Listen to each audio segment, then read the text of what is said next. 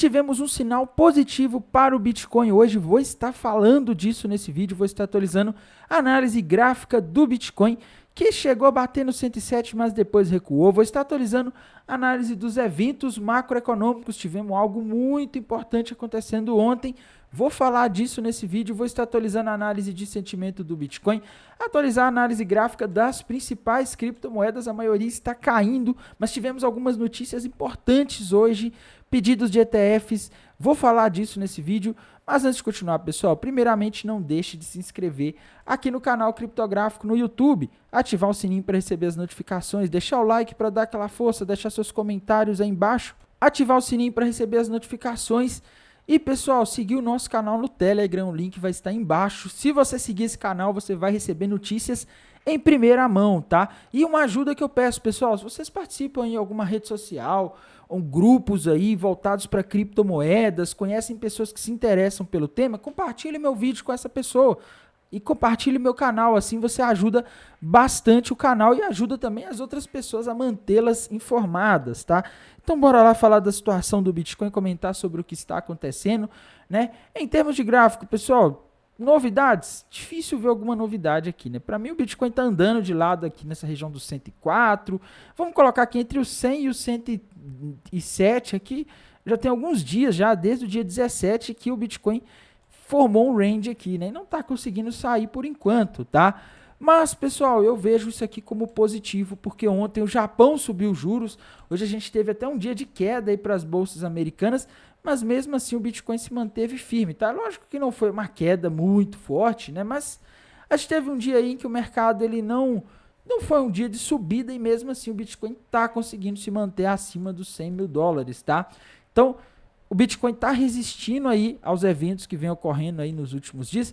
O ruim é que nem as notícias boas estão sendo suficientes para fazer ele subir e as notícias ruins não estão fazendo ele cair, né? Então, uma coisa meio chata, mas pelo menos ele não está aí derretendo, tá? Porque a gente sabe que se o Bitcoin derrete, as altcoins elas vão para a vala, literalmente, né? Porque elas são muito mais voláteis, tá? Em termos de análise gráfica, que eu continuo vendo aquele mesmo padrão que eu já via nos últimos dias, tá? Veja que o Bitcoin tendo rompido para cima uma bandeira de alta. Se a gente fizer uma projeção aqui dessa bandeira de alta, a gente teria alvo lá na região dos 160. Só que aquela história, né, pessoal? 160, eu acho que no 120 tem uma barreirinha bem importante ali para o Bitcoin que não vai ser fácil ele passar, tá? Eu acho que o 120 pode barrar por causa daquela outra bandeira de alta maior que a gente teve ali, que se formou de março até novembro de 2024, né? Então foi quase todo o ano o Bitcoin preso ali dentro daquela bandeira de alta e pode ser que o alvo dela ali no 120 segure, tá? Pode haver realização de lucro. Mas isso aí é para os próximos dias, semanas ou talvez até meses, tá? No curtíssimo prazo aqui, como eu disse, sem padrões gráficos novos aqui para indicar o que vai acontecer nas próximas horas, tá? Até porque a gente está entrando no final de semana e final de semana geralmente o mercado fica um pouco mais pacato aí. Em termos de eventos macroeconômicos, pessoal, tivemos a decisão de juros do Japão, tá?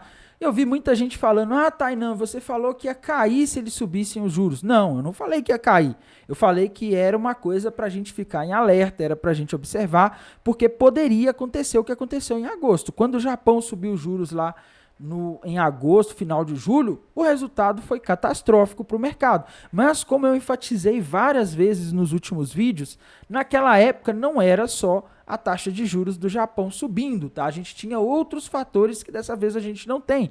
A gente tinha principalmente o receio de uma recessão brutal nos Estados Unidos, que não aconteceu, tá? E hoje o mercado não tem esse medo. Pelo contrário, hoje o mercado está muito animado com a chegada do Trump, muito empolgado aí com as possíveis coisas boas que ele pode trazer aí de desregulamentação do mercado financeiro, desregulamentação do setor de inteligência artificial, né, incentivos, né, investimentos que eles já anunciaram nesta semana.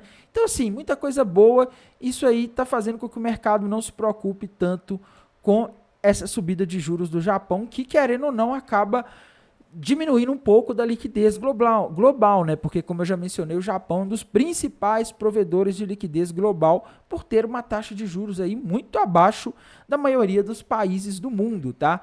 Hoje de manhã a gente teve PMI industrial, veio um pouco acima da expectativa, veio mostrando uma expansão enquanto era esperado uma contração, mas o PMI do setor de serviços veio bem abaixo da expectativa. A expectativa era 56,4, veio 52,8, tá? E pessoal, PMI do setor de serviços é mais importante do que o PMI industrial, né? 70% da economia americana é o setor de serviços, tá? Então, o que prevalece aqui é o setor de serviços, veio mais fraco, sinal de economia fraca. Economia fraca significa que o Fed pode cortar juros, tá? Quando ainda é uma incógnita, mas quanto mais fraca a economia estiver, mais próximo será o corte de juros, tá? Então, essa é a situação que eu vejo, né? Venda de casas usadas veio um pouco acima da expectativa, tá? Mas no geral aqui, eu acho que esses dados que a gente teve hoje, esses PMIs, eles não são tão importantes porque eles não são medidos pelo ISM, tá? Os medidos pelo ISM geralmente são mais importantes, tá? Amanhã, pessoal, sábado, depois de amanhã, final de semana, próxima semana a gente vai ter alguns eventos aí importantes, principalmente na China, tá? A gente vai ter na sexta-feira da semana que vem, pessoal, dado de inflação do PCI, tá? Vamos ver se esse dado aqui agradar, pode ajudar ainda mais o mercado a subir, mas é aquela história, vamos esperar e ver os dados, tá? A gente vai ter confiança do consumidor, revisão do PIB do quarto trimestre dos Estados Unidos, enfim, a semana ela vai ser agitada e tem outra coisa que promete agitar ainda mais o mercado, já está até agitando um pouco, né? Que é a temporada de balanços, meus amigos. Eu não estou vendo aqui empresas relevantes, deixa eu ver. Na quarta-feira começam as empresas relevantes, tá? Na quarta-feira a gente vai ter Microsoft, Meta, né, que é do Facebook, Tesla, tá? Então, assim, quarta-feira vai ser o dia, né? Vai ser um dia aí que o mercado vai estar de olho nesses balanços, tá? Lembrando que essas empresas aqui são empresas que têm um valor patrimonial ali muito esticado, tá? Quinta-feira tem Apple e Amazon, ou seja, quarta e quinta vão ser dias aí extremamente tensos, né? O mercado vai estar tenso em relação a esses balanços e vamos ver aí o que vem com essa questão aí do Trump, né? Porque esses balanços que vão ser divulgados são relativos aí ao ano passado, tá? E agora a gente tem uma expectativa embutida nos preços dos ativos americanos, principalmente das Big Techs, tá? Que é aí a variável Trump, tá? Gráfico de sentimento aqui do TRDR, né? Vamos aqui para o Long Short Ratio, tá? Está negativo, temos mais pessoas apostando na queda do Bitcoin do que na alta, mas a gente não está tendo um aumento expressivo do Open Interest, tá? Durante o dia a gente até teve um aumento, mas depois ele começou a cair e agora a gente está aí meio que à deriva aí, tá? O mercado ainda não sabe muito bem para onde que vai, mas eu estou vendo uma alta probabilidade aqui, pelo fato desse Long Short Ratio estar se mantendo por várias horas aí nos últimos dias abaixo dos 1, né, abaixo de 1, ou seja, mais pessoas apostando na alta, estou vendo uma alta probabilidade de a gente ter aí uma alta, pelo menos até os 109 mil dólares nos próximos dias, tá? Não dá para saber, obviamente, exatamente que dia, mas a gente tem que lembrar que o contexto está muito favorável, pessoal. Tivemos vários sinais bons aí nesta semana. Indo aqui para o Liquidation Rich Map da High Block, pessoal. Mapa de calor de liquidações, a gente tem liquidez para todo lado, né? Acima e abaixo, mas abaixo tem uma concentração muito maior e isso me preocupa um pouco, tá? A gente tem bastante liquidez ali na região dos 94, entre 95 e 94 é o ponto que a gente tem mais liquidez aqui no mapa de calor. Acima também temos, tá? Apareceu um ponto aqui com liquidez lá nos 125 mil, mas não acho que vai buscar isso tão cedo, tá? E a região dos 109, pessoal, que eu falei com vocês, tá? Por que eu acredito que a gente pode ver o Bitcoin buscar essa liquidez dos 109 nos próximos dias? Porque, como eu mostrei agora há pouco no TRDR, temos mais pessoas nesse momento apostando na queda, tá? Então, quando mais pessoas apostam na queda, a tendência é o Bitcoin ir buscar a liquidez que está acima, tá? Então, a liquidez mais próxima que a gente tem aqui, acima, é na região dos 109, tá? Então, vejo uma grande chance do Bitcoin ir no 109 para liquidar esse pessoal que está apostando na queda. Em termos de criptomoedas, pessoal, a gente está tendo aí um momento difícil aí para as altcoins, tá? A dominância do Bitcoin simplesmente não cai, está quase em 59%. E infelizmente a gente não está tendo sinais de queda para a dominância do Bitcoin por enquanto, tá? Se a gente for lá no gráfico do Total 3 também, que representa o total dos market caps das criptomoedas, excluindo aí o Bitcoin e a Ethereum, né, que são as maiores, a gente vê que também não está conseguindo crescer, tá? A gente precisa que esse valor ultrapasse a região de aproximadamente ali 1,15 trilhões e não está passando o topo histórico, tá? Enquanto isso não acontecer, vai ser difícil aí a gente ver as altcoins performando bem, tá? E de fato a gente tem visto a maioria das altcoins aí meio que paradas nos últimos tempos, né? A gente vê que a maioria não está conseguindo sair da mesma faixa de preço, com exceção ali de algumas criptomoedas aí que são mais fortes e estão mais ligadas aos Estados Unidos, a toda essa questão do Trump, né? Como a Solana, algumas outras, XRP, que é a Ripple, tá? Com exceção dessas aí, a maioria não tá tendo muita força aí para subir, tá? Em termos aqui de análise da Ethereum, pessoal, pode formar um ombro, cabeça, ombro, se vier a romper os $3.000 para baixo, mas isso não aconteceu, tá? Além disso, eu não consigo, por enquanto, ver um padrão rompido aqui, confirmado. Também ela pode formar aqui uma bandeira de alta, se ela conseguir romper ali a região dos 3.500 para cima, mas também não aconteceu ainda. Então, a Ethereum está no cenário aqui bastante especulativo por enquanto, tá? Uma coisa que a gente sabe é que aquela World Liberty, né, que é uma instituição lá ligada à família do Trump, tem bastante Ethereum em holding, tá? Então, não sei, né? Acredito que eles não iriam. Aliás, né, não é o Trump que compra, tá? São analistas, provavelmente ali, pessoas que trabalham para esse fundo que tomam as decisões, mas eu não acredito que eles iriam tomar essas decisões às cegas, tá? Então, acredito que pode ser que a Ethereum ainda surpreenda, apesar da crise de credibilidade que ela está passando nos últimos tempos, tá? Solana, meus amigos, tivemos uma notícia boa para Solana, tá? Primeiro, né, vou começar aqui pelo gráfico. Olhando o gráfico dela, ela rompeu para cima aí nos últimos dias aí um fundinho duplo, tá? Eu acho que eu não cheguei a falar desse fundo duplo, já bateu o alvo que era na região dos 270 e agora por enquanto eu não tô conseguindo ver aqui padrões novos para Solana. Solana está andando de lado nessa região aqui dos 250, às vezes ela vai lá nos 270, às vezes vai lá nos 240, tá? Mas por enquanto ela estagnou aqui. E, meus amigos, cuidado amanhã, porque apareceu uma notícia que inclusive eu compartilhei lá no canal do Telegram e na área de comunidades aqui do canal, que foi que a data limite para a SEC tomar uma decisão em relação ao ETF Spot de Solana, que foi feito o pedido pela VanEck, eu acho que é assim que fala, me perdoem se eu estiver falando errado, a 21 Cherries, a Canary e, deixa eu ver essa outra aqui, Bitwise, né, que é uma das que tem ETF de Bitcoin, tá? Então esses 4 pedidos de ETF dessas 4 empresas de Solana tem a data limite de até amanhã, tá? Que é o dia 25 de janeiro, que surpreendentemente é um sábado, né? Esse print que está circulando aí é de uma foto da tela da Bloomberg, tá? De algum analista da Bloomberg e assim, pessoal, eu achei um pouco estranho também, alguma pessoa até comentou lá no canal do Telegram, pô, Tainá, no sábado, né, a SEC, ela não costuma trabalhar no sábado, tá? Mas a gente não sabe, né, as coisas mudaram na SEC, agora a gente tem o Donald Trump lá, que mudou, tá mudando o staff da SEC, tá mudando a equipe, tá mudando tudo, tá? Então pode ser que eles estejam aí nessa força-tarefa que eles criaram, trabalhando mais dias aí para aprovar essas coisas, resolver essas pendências ligadas ao mercado de criptomoedas como o Trump prometeu. E o que eu digo para vocês em relação a Solana nesse momento é para tomar cuidado com o famoso compre no boato e venda no fato, tá? Porque se a gente teve aí uma subida na Solana especulando esse movimento do ETF, pode ser que quando saia ou quando seja adiado, ela caia, porque isso acontecia muito com o Bitcoin e com a Ethereum, quando você tinha adiamentos ou rejeições ali de pedidos de ETFs, tá? A gente também teve mais um pedido de ETF de Solana, dessa vez da Grayscale, né? Ela já tinha feito o pedido no ano passado, se eu não me engano, em dezembro, tá? Mas foi rejeitado aquele primeiro pedido e eles estão tentando novamente, tá? Vamos ver aí no que dá isso, tá? Mas fique muito atento porque é normal uma correção depois de uma subida especulando um boato, tá?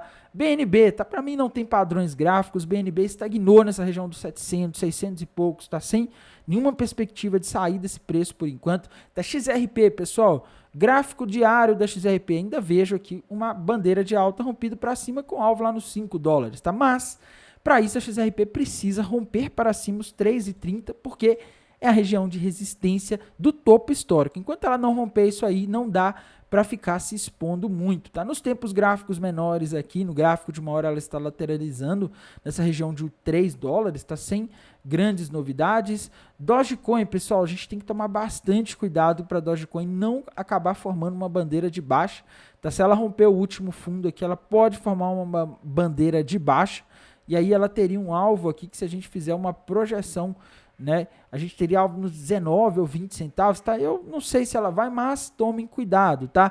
Lembrando, pessoal, que uma coisa boa que tá tendo para Dogecoin nos últimos tempos, tá? Estão falando aí de ETF de Dogecoin. O analista da Bloomberg nesta semana publicou que inclusive o ETF de Dogecoin e da moeda do Trump podem sair antes dos ETFs de Solana e XRP, que já estão com pedido em andamento há mais tempo, tá? Chega a ser até engraçado isso aí, né? Mas prioridades, né? Prioridades. Então, é arriscado apostar na queda da Dogecoin por isso, tá? Porque a qualquer momento pode vir notícias aí positivas em relação ao ETF, isso pode fazer o preço dela subir de uma hora para outra, tá? A gente também não pode deixar de falar da ADA Cardano, pessoal. E a Cardano, nos tempos gráficos maiores, parece ter rompido ali uma cunha descendente com alvo nos 1,80, só que, meus amigos, a Cardano, assim como a maioria das altcoins, não sai do lugar, tá? A Cardano já tem aí muitos dias que ela está nessa região aqui dos 1 dólar, 90 e poucos centavos, tá? Ontem parecia estar formando ali um triângulo descendente, tá? Mas já descaracterizou ali o que podia ser um triângulo descendente e não consigo ver um padrão novo além daquele que a gente já vê. Só que aquele que a gente já consegue ver, que é essa cunha descendente, isso aqui é gráfico diário, né? Isso aqui é coisa que demora bastante para acontecer, tá? Não vai buscar esse alvo do dia para a noite, isso a gente sabe. E tem uma coisa que inclusive está me deixando com uma pulga atrás da orelha em relação a Cardano, pessoal. O CEO dela, Charles Hoskinson, tinha falado aí lá por volta de novembro, dezembro, que talvez ele participaria ali da força-tarefa do Trump, né? Participaria ali na parte de regulamentação de criptomoedas do governo Trump, tá? Charles Hoskinson, CEO da Cardano, mas o Trump entrou e até agora não está aparecendo nada, tá? Pelo contrário, né? Esse assunto sumiu. Eu tô achando um pouco estranho isso, eu acho que isso é prejudicial para Cardano, porque o que fez a Cardano sair ali dos 30 centavos e chegar a bater 1 dólar e 30 aí nos últimos meses, aí, nas últimas semanas, foi justamente esse boato aí de que o Charles Hoskinson iria participar do governo Trump, tá? Então, por enquanto, o que eu tô vendo aí é uma espécie de frustração aí em relação a Cardano, tá? Cardano, em termos de projeto, ela já é mais fraca aí do que as outras grandes moedas, né? Por exemplo, a Solana sempre está apresentando crescimento em número de usuários, sempre está tendo ganhos, né? A Ethereum, apesar de não ser aí mais a Ferrari do mercado, ela ainda tem muitos usuários, né? Ela tem uma rede aí com muitas aplicações. A Avax também tem crescido bastante, tá? Enfim, outras moedas aí, outros projetos aí têm crescido bastante. E a Cardano, ela, infelizmente, ela não tem aí mostrado resultados muito bons em termos de avanço, em termos de projeto e em termos de ganhar tração, de conseguir usuários, tá? Então a Cardano está numa situação um pouco mais complexa. A gente também não pode deixar de falar aí da Tron, pessoal, que inclusive está aí na hype nos últimos tempos, né? A família do Trump aí, especulam-se que eles estão aí aquele fundo, né, que a World Liberty, eu acho que se chama, eles estão aí acumulando grandes quantidades de token Tron, tá? Então, é algo aí para se pensar, para a gente avaliar, né? Mas em termos de padrões gráficos, por enquanto, não temos nada de relevante, tá? Token Tron do Telegram, pessoal, tá sofrendo, tá quase indo buscar o alvo daquele ombro, cabeça, ombro lá nos 4,95, tá? Então, situação aí da Tom não está tão legal, tá? Avax, pessoal, tá se segurando ali no suporte de 35 dólares, não pode romper para baixo. Se romper isso aí para baixo, meus amigos, a coisa fica difícil para a AVAX, tá? Então, a gente tem que ficar de olho, porque nos últimos dias a coisa tá bem séria aí, tá? AVE, pessoal, AVE tá conseguindo se manter acima ali da bandeira de alta, né? Que ela parece ter rompido nos últimos dias. O alvo dela é na região dos 800, lembrando que essa moeda também é uma das moedas que aquele fundo, o World Batfi, ligado à família do Trump, tem em abundância, tá? Eles estão investindo e apostando na AVE. Então, pode ser que a AVE aí venha a romper isso aí quando as altcoins voltarem a performar. Mas, como eu disse, a gente precisa que as altcoins saiam do lugar, tá? Coisa que não está acontecendo, tá? Pendle, que é uma moeda que eu falo bastante dela, né? Tá aí, né? Rompeu ali, parece ter rompido para baixo o ombro, cabeça ombro, com alvo em 2 dólares e 30, tá? A gente precisa urgentemente que a dominância caia, senão a gente vai ver muitas dessas altcoins em que muita gente colocou dinheiro derretendo mais, tá? A SUI, pessoal, o gráfico da SUI aqui não tá fácil também, tá? Parece que ela tá rompendo a linha de tendência de alta. Vamos ter que ficar de olho nisso aqui, tá? Mas não tá tendo força aí nesse rompimento, não tá tendo volume, né? Então, tá mais aí para SUI lateralizando aqui nessa região de 4 dólares e 23 centavos, tá? Outra moeda importante, NIA, tá se segurando ali no suporte dos 5 dólares, não pode romper isso para baixo, tá? Na verdade, pode dizer que é o 4,80 aí que é o suporte, né? Sem padrões novos por enquanto, tá? Outra moeda importante aí, pessoal, que o pessoal sempre me pede para falar dela, tá? ENA, tá? O gráfico da ENA parece estar prestes a romper para baixo um topo duplo com alvo em 55 centavos. Então, se ela romper essa região dos 80 centavos para baixo, o alvo é nos 55, tá? Outra moeda também que o pessoal sempre me pergunta, né? Que é a HBAR, né? Ou EDRA Hashgraph. Se a gente for aqui para o gráfico dela, a gente vê que ela está muito bem comparado com a média, tá? É até impressionante aqui, a subida dela é uma coisa espetacular aí nos últimos meses, tá? No mês de dezembro, né, e janeiro ela tá meio que lateral aí, mas dá para desenhar aqui uma cunha descendente, ou um triângulo, né? Dá para desenhar aqui um triângulo simétrico sendo rompido para cima. Dá até para chamar isso aqui de uma flâmula, tá? E se a gente chamar de flâmula, a gente pode fazer uma projeção aí até um pouco mais ousada, tá? Então, a gente teria um alvo para ela aí nos 93 centavos de dólares, tá, pessoal? E tem uma moeda aqui, na minha visão, ela também pode surpreender, tá? Que é a Litecoin, né? Tem uma outra que eu vou falar aqui com vocês que ela pode subir muito, tá? É uma moeda mais arriscada, mas Litecoin, pessoal, hoje a gente teve uma notícia boa para Litecoin. Uma dessas notícias é os pedidos de ETF, tá? Hoje a CoinShares e a Grayscale fizeram pedidos de ETF para o lançamento de um ETF de Litecoin, né? E meus amigos, isso aí animou o mercado, tá? Litecoin é uma moeda aí que ela tá meio morta hoje em dia, né? Não tem aí mais tanta expressividade como já teve no passado, mas acabou que isso ajudou a Litecoin a ter uma performance melhor do que a média das outras criptomoedas nessa sexta-feira e até agora de noite, aí depois que o gráfico diário fechou, tá? Eu vejo aqui no gráfico da Litecoin, pessoal, um ombro, cabeça, ombro invertido, que é um padrão que geralmente indica a reversão de uma tendência de baixa. É uma tendência pequena aqui de baixa, mas uma tendência de baixa para uma tendência de alta, tá? Se a gente fizer aqui uma projeção aqui para ver onde seria o alvo desse ombro, cabeça, ombro invertido, seria na região dos 123 dólares, então ela já bateu aí esse alvo, tá? Por enquanto agora a Litecoin está numa região de resistência, essa região dos 125 dólares que ela bateu é uma região que tem segurado os preços dela nos últimos dias. Vamos ficar de olho aí para ver o que acontece aí com a Litecoin, tá? Mas no geral essas especulações de ETFs aí podem trazer mais capital especulativo para ela. A gente vê até o volume de negociação aqui subindo ali a partir das 18 horas quando saíram as notícias relacionadas a ETFs, tá? E tem uma, pessoal, que pode surpreender aí nos próximos dias, tá? Essa moeda é a tal da Toshi, meus amigos.